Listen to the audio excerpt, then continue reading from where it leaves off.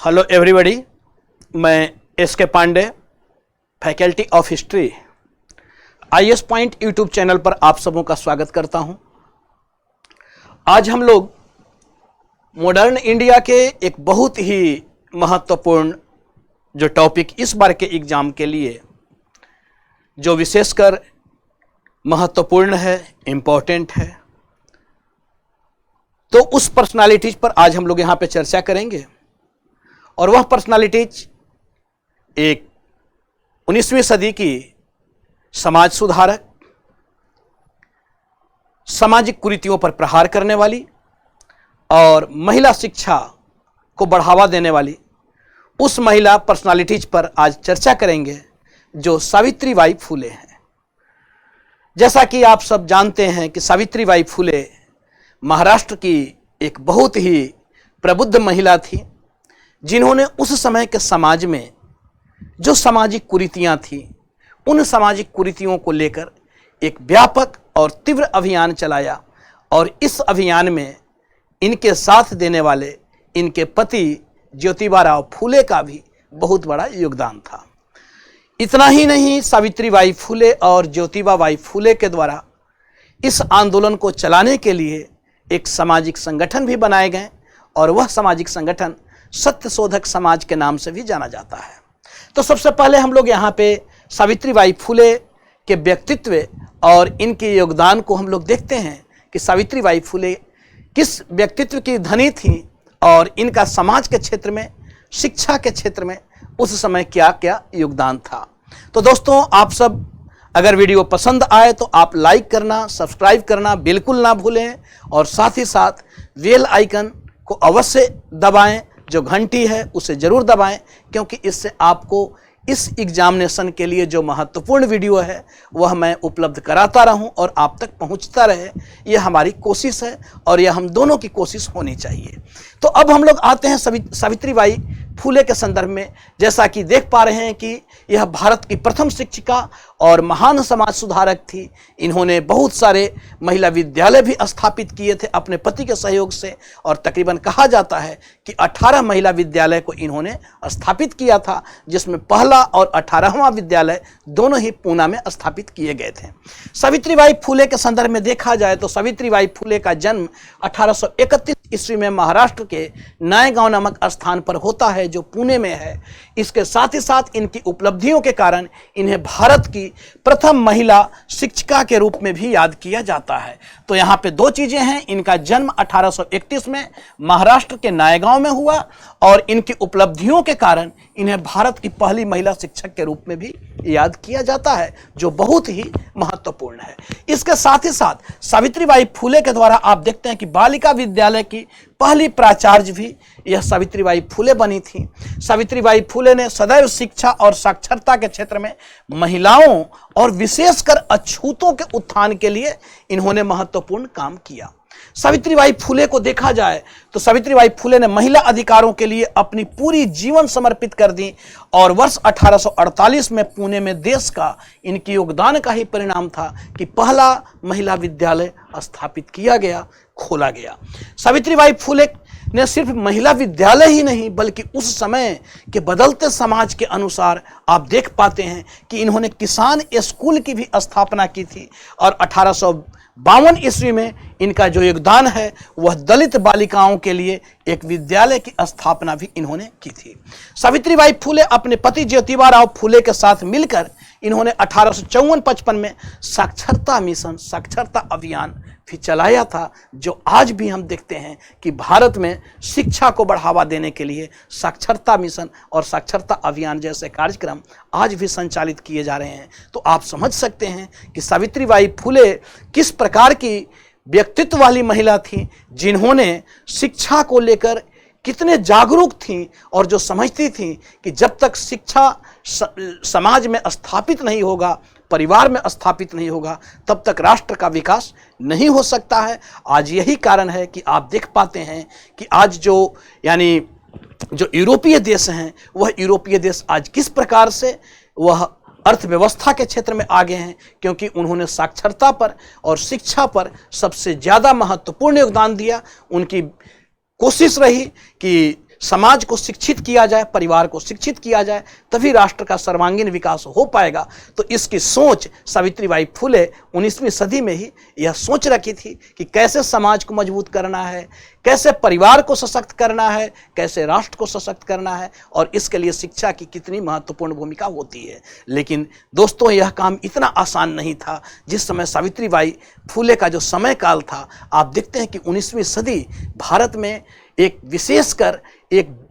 बहुत बड़ी कुप्रथा, जो सामाजिक कुप्रथा थी, और उस कुप्रथा के अंतर्गत समाज के सभी वर्गों को शिक्षा का अधिकार नहीं था, क्योंकि उस समय जो शिक्षा का अधिकार था वह सिर्फ ऊंचे वर्गों को ही, सवर्णों को ही था, जिसको लेकर जो दलित वर्ग थे उन्हें शिक्षित नहीं किया जाता था, क्योंकि शिक्षा देने का काम सवर्णों के द्वारा ही संचालित किया जाता था, और शिक्षण संस्था जो थी वह राज्य के अधीन नहीं हुआ करती थी, बल्कि वह समाज के अधीन हुआ करती थी। इसलिए दलितों को शिक्षा नहीं प्रदान की जाती थी, और उस समय एक दलित महिला के द्वारा इतना बड़ा आंदोलन चलाया जाता है, उन चीज़ों को समझा जाता है जो आज के बदलते भारत के लिए जिसे अनिवार्य, और अभी हाल फिलहाल में देखें तो शिक्षा के क्षेत्र में व्यापक परिवर्तन भी हुए हैं, व्यापक सुधार भी हुआ है। जो अभी हाल फिलहाल में आप देख रहे हैं कि शिक्षा को लेकर नया विधेयक भी लाया जा रहा है, चाहे वह स्कूली शिक्षा हो या विश्वविद्यालय शिक्षा हो, जिसमें हमने एक वीडियो भी नई शिक्षा नीति 2020 पर जारी किया है, जो इस बार के एग्जाम के लिए हो सकता है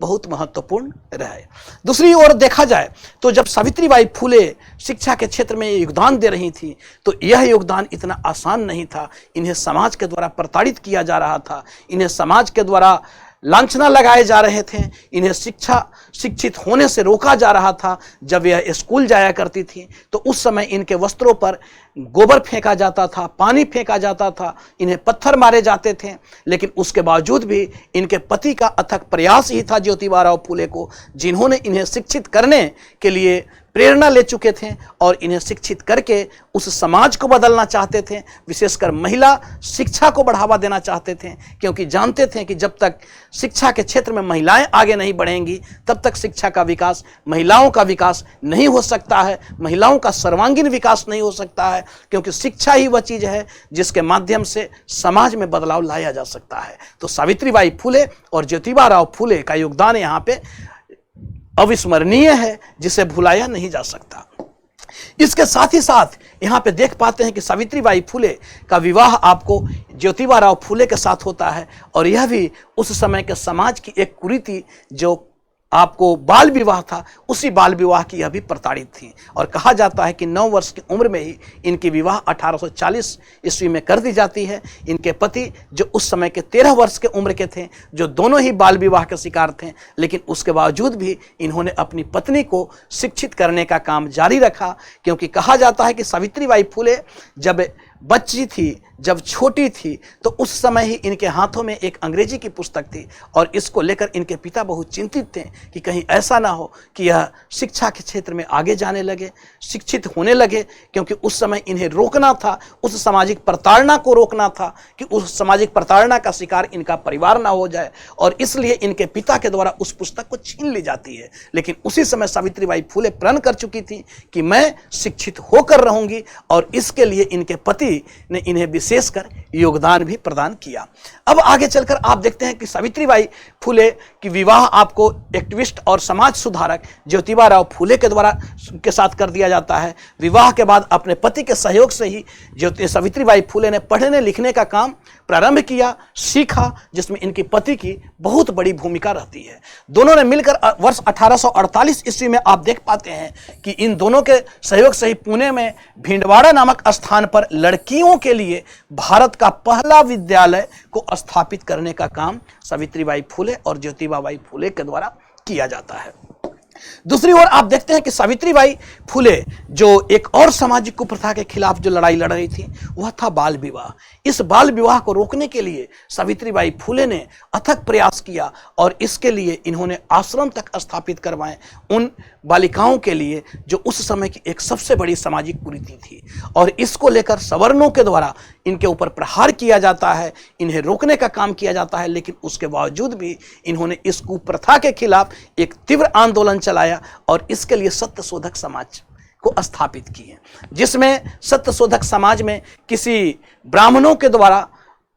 पूजा पाठ और वैवाहिक कार्यक्रम को नहीं अपनाया जाता था, बल्कि अपने समाज के लोगों के द्वारा ही आपको उस अनुष्ठानिक क्रियाओं को संचालित करवाया जाता था, क्योंकि यह उस ब्राह्मणवादी व्यवस्था के खिलाफ भी आंदोलन चला रही थी, यह उस वर्णाश्रम व्यवस्था के खिलाफ भी आंदोलन चला रही थी। और इसके लिए इन दोनों के द्वारा एक नए समाज को स्थापित किया जाता है, जो सत्यशोधक समाज के नाम से जाना जाता है। इसके साथ ही साथ आप देखते हैं कि सावित्रीबाई फुले के द्वारा इन्होंने कन्या हत्या को रोकने के लिए, जो उस समय के समाज की एक और सबसे बड़ी कुप्रथा थी, जिसमें कन्याओं की हत्या कर दी जाती थी, और इस कन्या हत्या को रोकने के लिए जो आज बदलते हुए परिदृश्य में आप देखते हैं कि वही शिशु भ्रूण हत्या के रूप में है, जिसमें भ्रूण यानी गर्भ में ही उस बच्ची की हत्या कर दी जाती है, लड़की की हत्या कर दी जाती है। लेकिन उस समय इतना आधुनिक आपको यानी विस्तार नहीं हो पाया था, उस समय आपको प्री टेस्ट ऐसा नहीं हो पाता था, लेकिन उसके बावजूद भी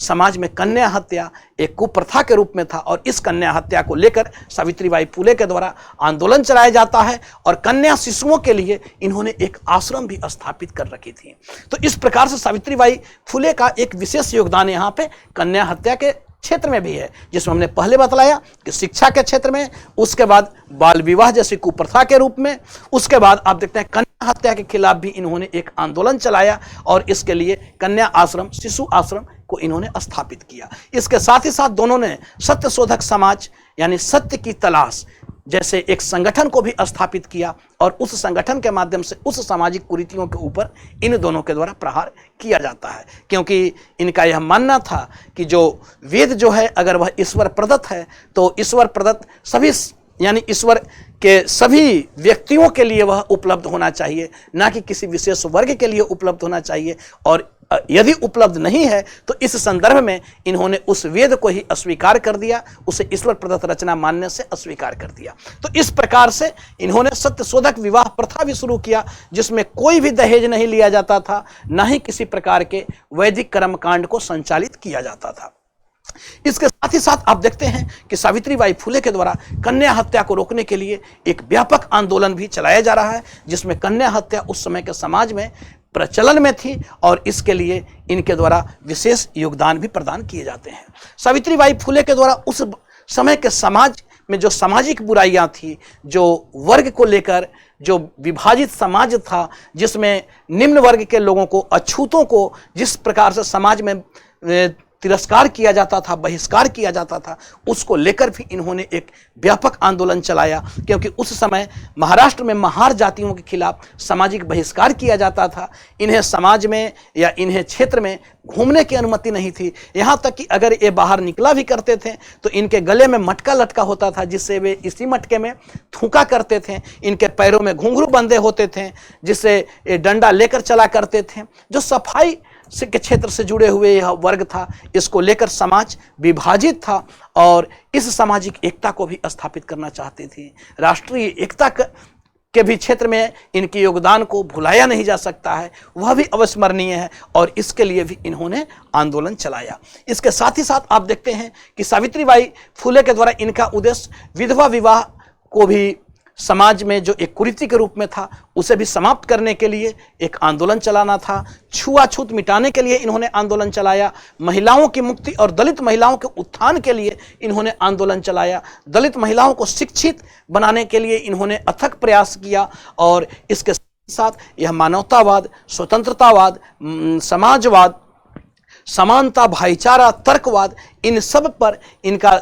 ऐसे योगदान हमें दिखाई देता है। साथ ही साथ दूसरों के बीच शिक्षा के महत्व जैसे मूल्यों को पूरे देश में इन्होंने वकालत की। तो इस प्रकार से सावित्रीबाई फुले और ज्योतिबा फुले के योगदान को यहाँ पे देखा जा सकता है। सावित्रीबाई फुले के द्वारा उस समय की एक और सामाजिक कुरीति जो बहुत ही आपको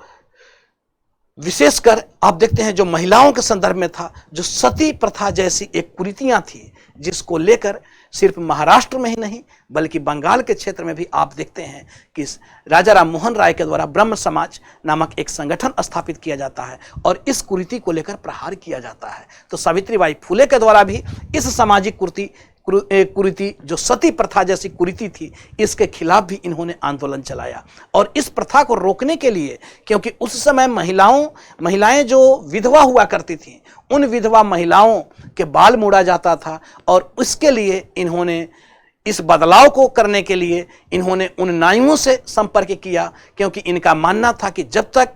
जो व्यक्ति जो महिलाओं को बाल मुड़ने का काम किया करता है, जब तक उसे ना समझाया जाए तब तक समाज में परिवर्तन नहीं हो सकता है। तो इसके लिए इन्होंने नाइयों को समझाने का काम किया, और इससे भयानक जो कुप्रथा थी इसके खिलाफ इन्होंने आंदोलन चलाया और सती होने से महिलाओं को बचाया। इसके लिए इन्होंने विधवा आश्रम स्थापित की, और साथ ही साथ विधवा विवाह की वकालत की, और बहुत सारे विधवाओं का इन्होंने, इनके पति के सहयोग से विवाह भी संचालित किया गया। और इसके साथ ही साथ उस समय आप देखें तो सरकार के ऊपर भी दबाव डाला जाता है, और यही दबाव का ही परिणाम था कि 1829 में शिशु हत्या यानी सती प्रथा जैसे उन्मूलन को रोकने के लिए एक कानूनी प्रावधान भी लाया जाता है, जो विलियम बेंटिंग के समय में इस कानूनी प्रावधान को लाया जाता है, जिसमें राजा राम मोहन राय का तो योगदान था ही, लेकिन महाराष्ट्र के क्षेत्र में ज्योतिबा राव फुले और सावित्रीबाई फुले का योगदान को भी देखा जा सकता है। इसके साथ ही साथ सावित्रीबाई फुले के द्वारा आप देखते हैं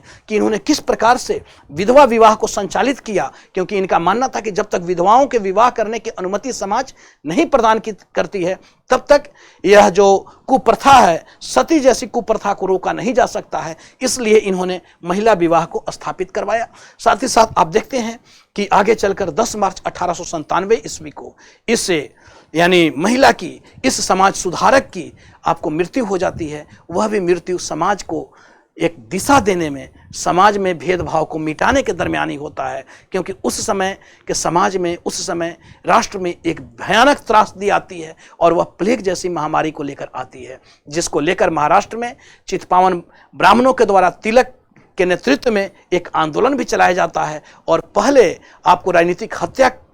कांड का भी अंजाम दिया जाता है, जिसमें प्लेग कमिश्नर रैंडे की हत्या की जाती है। इसी समय इसे कुप्रथा को रोकने के लिए, क्योंकि यह भी जो रोग था, यह भी छुआछूत से संबंधित रोग था, जिसमें प्लेग जैसी महामारी से ग्रसित व्यक्ति के नज़दीक कोई नहीं जाया करता था। जैसे आज के संदर्भ में आप देखते हैं जो कोरोना वायरस है, जिस प्रकार से यह छुआछूत है, जिस प्रकार से यह सामाजिक विभेद को उत्पन्न कर दिया है, जिस तरीके से यह लोगों में शंका की भावना को उत्पन्न कर दिया है, उसी प्रकार की एक और बीमारी 19वीं सदी में प्रारंभ हुई थी, जो प्लेग जैसी महामारी थी, जिसमें बहुत सारे लोग आपको काल के गाल में समाहित हो गए थे। उसके खिलाफ भी इन्होंने उन लोगों को यानी